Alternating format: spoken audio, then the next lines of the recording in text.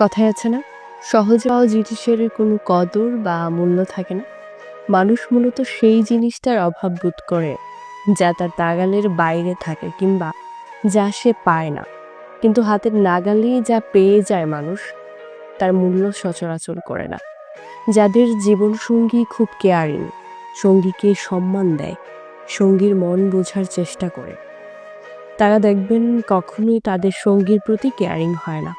তারা বেশিরভাগ ক্ষেত্রেই সঙ্গীর প্রতি উদাসীন থাকে।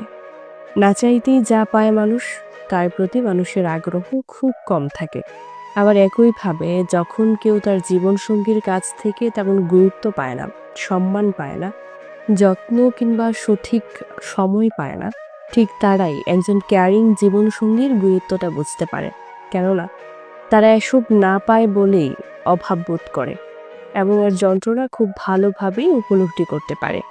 দুটো ভিন্ন স্বভাবের মানুষ নিয়ে জগৎ সংসার।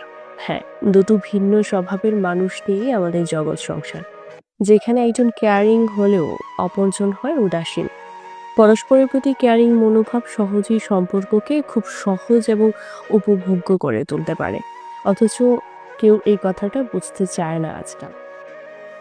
যারা কেয়ারিং এবং ভালো জীবনসঙ্গী হাতের কাছে পেয়েও অবহেলা করে, তারা সত্যিকার অর্থে নির্বোধ। যাদের কপালে উদাসীন এবং গম্ভীর স্বভাবের জীবনসঙ্গী জোটে, একমাত্র তারাই বুঝতে পারে কেয়ারিং মানুষের গুরুত্বটা আসলে কি। ব্যাপারটা ঠিক এরকম, যার আছে সে কখনো মূল্য বোঝে না, গুরুত্ব দেয় না, তবে যার নেই সেই যন্ত্রণা সে ভোগ করে যায়। সৃষ্টিকর্তার এক আজব নিয়মে মানুষ সবসময় তার বিপরীত মনোভাব কিংবা বিপরীত স্বভাবের জীবনসঙ্গী পায়। আর সেই ক্ষেত্রে ১৯-২০ হলেও খুব একটা সমস্যা হয় না, মানিয়ে নিতে খুব একটা আসে যায় না। তবে যেখানে পরস্পরের স্বভাবে ১৫-২০-এর ব্যবধান, সেখানে মানিয়ে নেওয়া তো দূরের কথা, টিকে থাকাটাই বড্ড যন্ত্রণার এবং অসহ্য বলে মনে হয়। নিজেকে এক প্রকার অসহায় এবং দুঃখী মনে হওয়া ছাড়া আর কোনো উপায় থাকে না। ওই যে বললাম, সহজে পাওয়া জিনিসের প্রতি কদর কম থাকে, সহজে পাওয়া জিনিসের প্রতি মূল্য কম থাকে। মানুষ মূলত সেই জিনিসটার অভাব বোধ করে, সেই জিনিসটার মূল্য দেয় যে জিনিসটা সে পায় না, যে জিনিসটা তার নাগালের বাইরে থাকে কিংবা যে জিনিসটা সে কখনো খুঁজে পাওয়ার আশা যার থাকে না।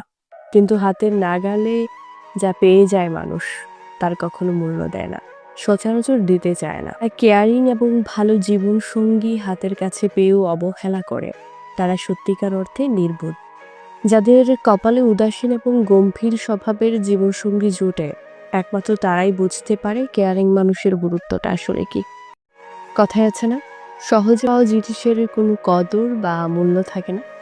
মানুষ মূলত সেই জিনিসটার অভাব বোধ করে যা তার নাগালের বাইরে থাকে কিংবা যা সে পায় না।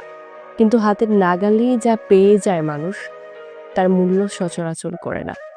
যাদের জীবনসঙ্গী খুব কেয়ারিং, সঙ্গীকে সম্মান দেয়, সঙ্গীর মন বোঝার চেষ্টা করে, তারা দেখবেন কখনোই তাদের সঙ্গীর প্রতি কেয়ারিং হয় না।